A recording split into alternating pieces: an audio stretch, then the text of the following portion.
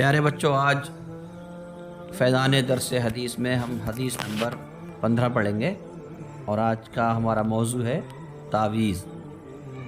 ہمارا ٹاپک کیا ہے؟ تعویذ۔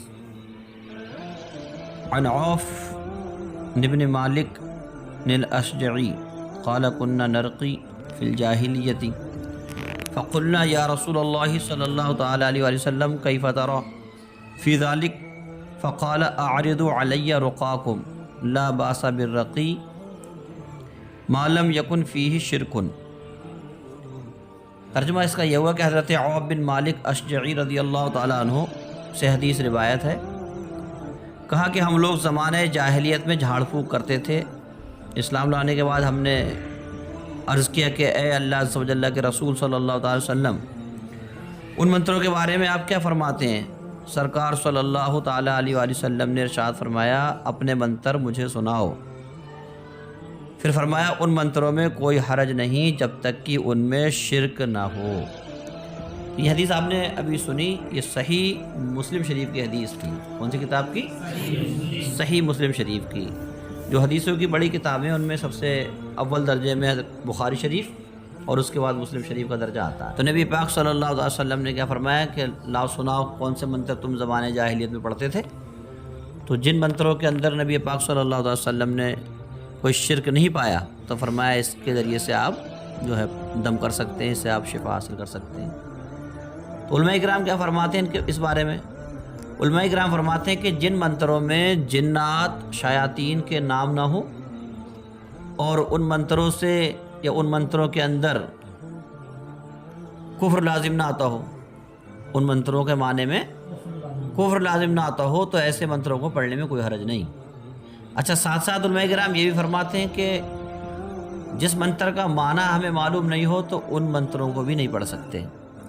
جن منتروں کا معنی ہمیں معلوم نہ ہو ان منتروں کو بھی نہیں پڑھ سکتے۔ اچھا ہاں، وہ منتر یا وہ دعائیں جو پیارے آقا صلی اللہ تعالیٰ علیہ وسلم سے منقول ہیں اور ہمیں اس کا معنی نہیں پتہ کہ پیارے آقا صلی اللہ علیہ وسلم سے منقول ہے، تو اگرچہ اس کا معنی ہمیں نہیں پتہ ہے پھر بھی ہم اس کو پڑھ سکتے ہیں، اس کو دم کر سکتے ہیں۔ بات سمجھ رہے ہیں آپ؟ اچھا، اسی تعویذات کے بارے میں حضرت علامہ مولانا مفتی امجد علی اعظمی رحمۃ اللہ تعالیٰ علیہ تعویذات کو گلے میں لٹکانے کے بارے میں فرماتے ہیں کہ گلے میں تعویذ لٹکانا جائز ہے۔ آپ کے فرماتے ہیں گلے میں تعویذ لٹکانا جائز ہے، مگر اس کے ساتھ ساتھ شرط لگا رہے ہیں جبکہ وہ تعویذ جائز ہو، یعنی آیت قرآنیہ سے بنایا گیا ہو یا اسماء الہیہ سے بنایا گیا ہو یا ادعیہ یعنی دعاؤں سے تعویذ کیا جائے، تو اس تعویذ کو گلے میں پہننا جائز ہوگا۔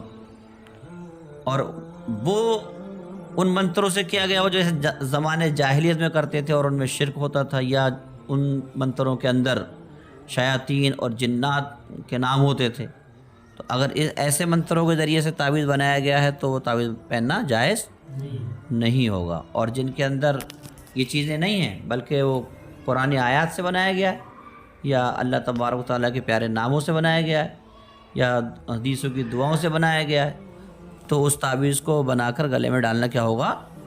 جائز ہوگا۔ سمجھ رہے ہیں؟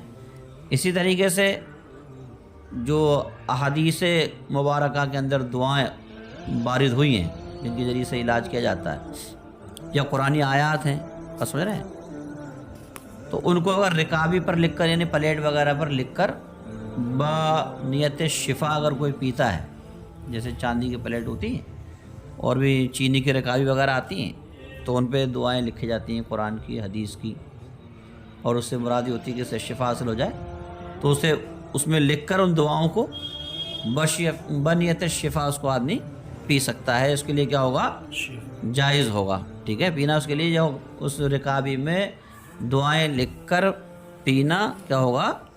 جائز ہوگا۔ اچھا، ایک مسئلہ یہ بھی ہے کہ جو تعویذ بنایا جاتا ہے تو جنوبی یعنی کہ جس پر غسل فرض ہے، یا وہ عورت جس کو حیض آ رہا ہے، مہینے کا خون جو آتا ہے، یا نفاس آ رہا ہے، بچہ پیدا ہونے کے بعد خون آتا ہے، تو کیا ایسی عورتیں تعویذ گلے میں لٹکا سکتی ہیں؟ تو مفتی صاحب فرما رہے ہیں کہ اگر تعویذ کو غلاف کیا گیا ہے، یعنی اس کو پنی میں رکھ کے پھر اس کو جو کپڑے میں لپیٹ کے باندھتے ہیں، اس طریقے کا اگر تعویذ ہے تو یہ جنوبی اور حیض اور نفاس والی عورتیں، یعنی وہ جنوبی جس پر غسل فرض ہے یا حیض اور نفاس والی عورت اپنے گلے میں یا بازو میں گلے میں ڈال سکتی ہے اور بازو میں باندھ سکتی ہے. اور اگر خالی تعویذ ہے تو وہ یہ لوگ جنوبی اور حیض نفاس والی عورت اپنے گلے میں نہیں ڈال سکتی، نہ ہاتھوں میں باندھا جا سکتا. جیسے وہ تعویذ آتے ہیں نہیں جو تختی پہ لکھے ہوتے ہیں، چاندی کی تختی پہ یا اور طرح طرح کی جو آتی ہیں، اس میں سیدھی سیدھی آیت الکرسی لکھی ہے مگر وہ مجلد نہیں کیا، اسے غلاف نہیں چڑھایا اس کے اوپر، تو تنہا اس طریقے کا تعویذ ناپاک اور حیض و نفاس سے جو عورت ہے وہ نہیں ڈال سکتی. ٹھیک ہے، مگر نہ اگر اسے غلاف چڑھا دیا ہے تو پھر اس کو ڈالنا جائز ہوگا. یہ تعویذات کے بارے میں آپ کو صحیح مسلم شریف کے ذریعے سے آپ کو چند مسائل بتائے.